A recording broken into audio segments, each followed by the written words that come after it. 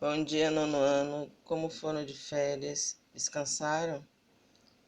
Vamos começar nossa revisão. Já que terminamos todo o assunto da prova, vamos começar hoje a revisão. Eu dividi para não ficar muito sobrecarregado para vocês. Hoje nós começaremos na página 45, capítulo 5. Estrangeirismo é o empréstimo de palavras, termos ou expressões de outras línguas. É um fenômeno natural de enriquecimento do idioma, pois se trata de um processo que aumenta o poder expressivo das línguas, facilitando a comunicação e a interação. A língua portuguesa ela tem esse poder de agregar outras línguas e nós acabamos usando essas palavras de outras línguas com maior facilidade, sem nem percebermos às vezes que elas fazem parte de outras línguas. Aqui eu coloquei alguns exemplos: show, pizza, mouse, outdoor, réveillon, hack e tantas outras. Aqui, nesses exemplos que eu falei agora, nós usamos exatamente como elas são, mas também algumas elas sofrem um aportuguesamento. Nós, de certa forma, transformamos, pegamos a essência da palavra, mas escrevemos às vezes de outra maneira, de uma forma aportuguesada. Por exemplo, futebol. Nós escrevemos futebol, né? Mas em inglês é diferente. Abajur. Nós falamos exatamente como eles falam, mas a escrita já é diferente. Vamos ver agora o pronome relativo. Em algumas situações, a palavra que é um pronome relativo, relaciona duas orações substituindo um termo de uma oração anterior, para que ela não fique repetitiva. O pronome relativo ele tem dupla função. Ele inicia uma oração e ele retoma um termo da oração anterior. Vamos entender isso melhor, para que não precisemos repetir aquele termo. Aqui um exemplo. Caso mais drástico foi o grupo Borders, que à época pediu concordata. Então aqui nós temos a primeira oração. Caso mais drástico foi o grupo Border. Pronto. O termo que vai ser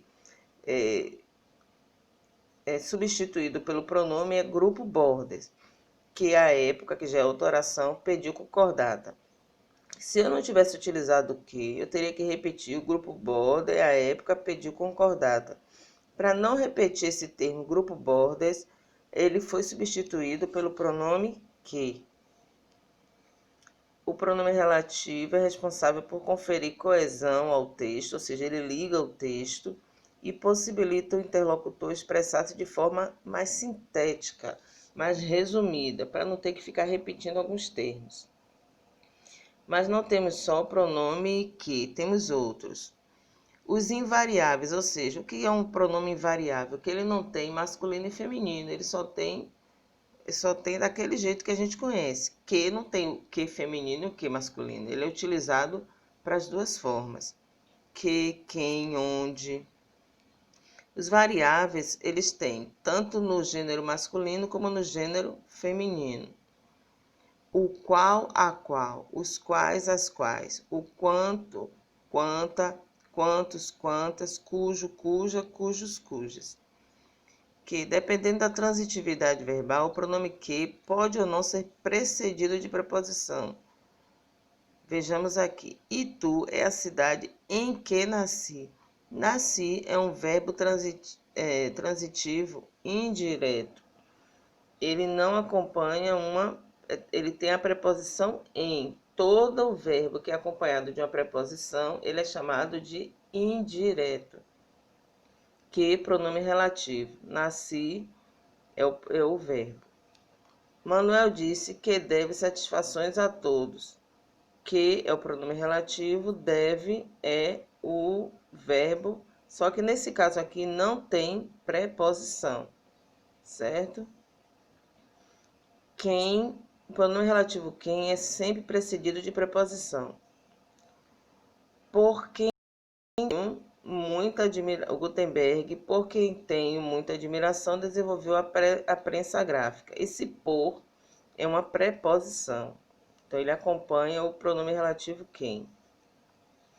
O pronome relativo onde só pode ser empregado para indicar lugar concreto, espacial. Além disso, atua sintaticamente como adjunto adverbial. A adjunto adverbial tem a mesma função do advérbio, né? Lugar, modo. Para indicar a situação, deve-se empregar o termo em que. O lugar em que nasci. Conheça a casa onde vai morar. Conheceu a casa onde vai morar.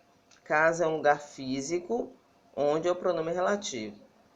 Foi ao congresso. Congresso aqui não é o Congresso Nacional. Congresso refere-se a uma reunião, onde as pessoas vão lá discutir algo, estudar algo.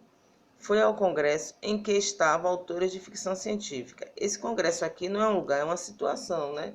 É um momento que as pessoas se encontram para estudar sobre algum assunto.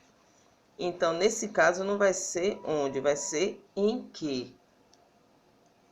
Tudo isso estudamos já, né? É só recapitulando, revisando.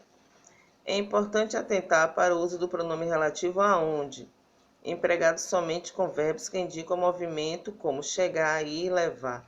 Que o verbo esteja dando a ideia de que as pessoas estão se movimentando. Nesse caso, aonde equivale a para onde. Para onde vai? Não conhecemos o restaurante aonde ele costuma ir. Então, que ele se movimenta sempre para lá. Aonde é o pronome relativo para onde, que equivale a para onde. E é um verbo que indica movimento. O qual, a qual, os quais, as quais. Esses pronomes se referem a uma pessoa ou coisa. É importante usá-la para evitar frases ambíguas. Frases ambíguas são aquelas que podem ter duplo sentido, mais complicado. Você não sabe realmente a quem ou ao que ela está se referindo.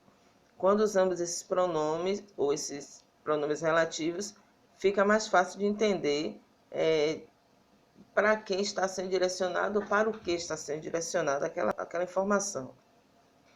Conhecemos a irmã de Pedro, que analisa livros de ficção científica. Aqui usamos o pronome que. Mas quem analisa livros de ficção científica? A irmã de Pedro ou Pedro? Ficou uma situação ambígua. Então, como é que vamos ter certeza de quem realmente analisa essa ficção científica? Para eliminar a ambiguidade, o pronome relativo que pode ser substituído é por a qual ou qual. Se é a irmã de Pedro, eu vou dizer a qual. Se eu estou me referindo a Pedro, eu vou dizer o qual. Conhecemos a irmã de Pedro, a qual analisa livros de ficção científica. Então, eu sei que é a irmã dele que faz isso. Conhecemos a irmã de Pedro, o qual analisa livro de ficção científica. Então, é Pedro que faz essa análise. Vamos ficar por aqui hoje. Vocês não teremos atividade mesmo, teremos um estudo. Vocês estudem na página 45 a 49, que é sobre esse assunto que eu acabei de explicar. Amanhã eu retomo e continuo, certo? Beijo, meus amores. Fiquem em paz.